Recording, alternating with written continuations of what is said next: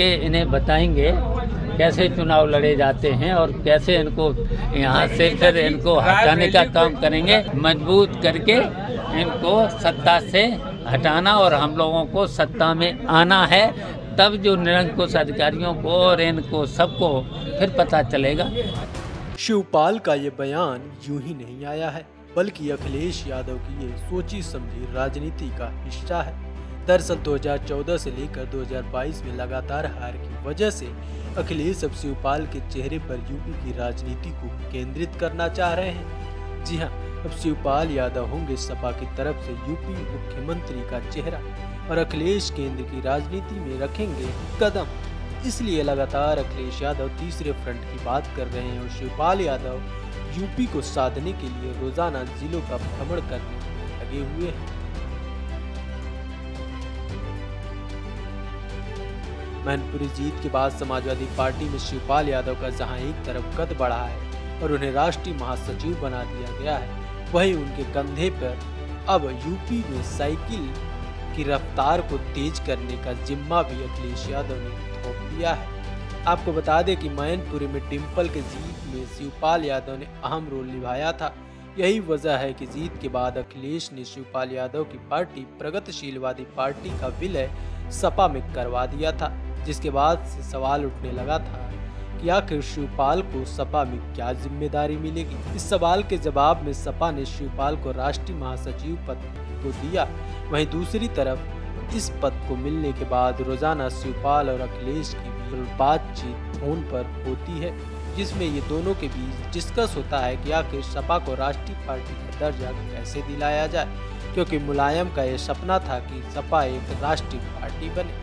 यही कारण था कि मुलायम के निधन के बाद अखिलेश यादव ने एक बयान में कहा था कि मुलायम के सपने को पूरा करने के लिए वो कुछ भी करने को तैयार है। इसके लिए वो तैयारियां भी शुरू कर दी है। इसी कड़ी में उन्होंने सपा से नाराज चल रहे शिवपाल यादव को सबसे पहले अपने पाले में किया और उन्हें एक ऐसी जिम्मेदारी दी जिसकी चर्चा यूपी के माहौल को ही बदल कर रख दिया।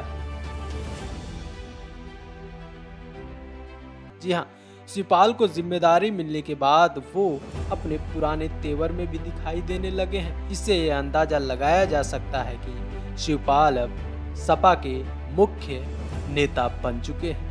लगातार वो अपने पुराने नेताओं से मिलने अलग अलग जिलों में जा रहे हैं और कार्यकर्ताओं पर हो रही कानूनी कार्रवाई के खिलाफ प्रशासन और सरकार के खिलाफ मुखर होकर बोलना भी शुरू कर दिया है।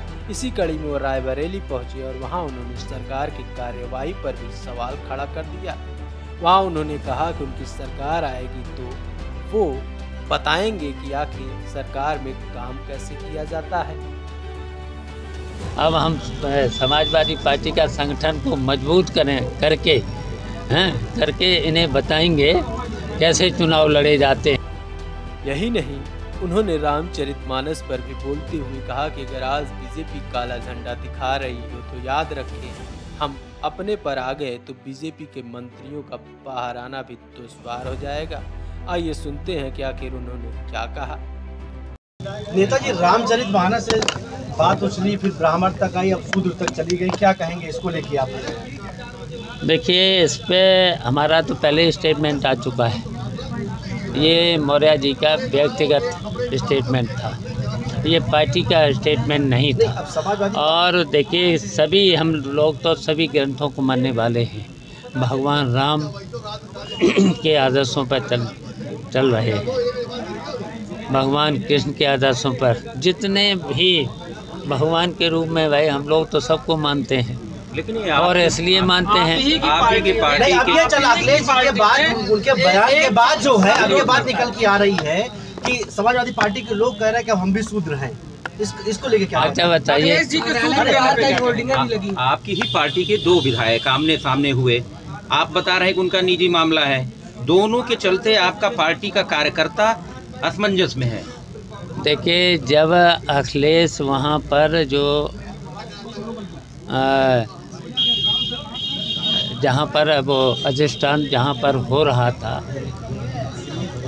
तो वहाँ पर फिर काले झंडे क्यों दिखाए गए, क्यों ऐसे ऐसे नारे दिखाए गए हैं। अगर तुम कोई भी किसी भी धार्मिक कार्यक्रम में कोई जाता है तो काले झंडे क्यों दिखाए गए? माननीय जी, पार्टी में आपका कद और स्वामी प्रसाद मौर्य का कद बराबर कर दिया गया और रामचरितमानस का बयान वो पहले दे चुके थे।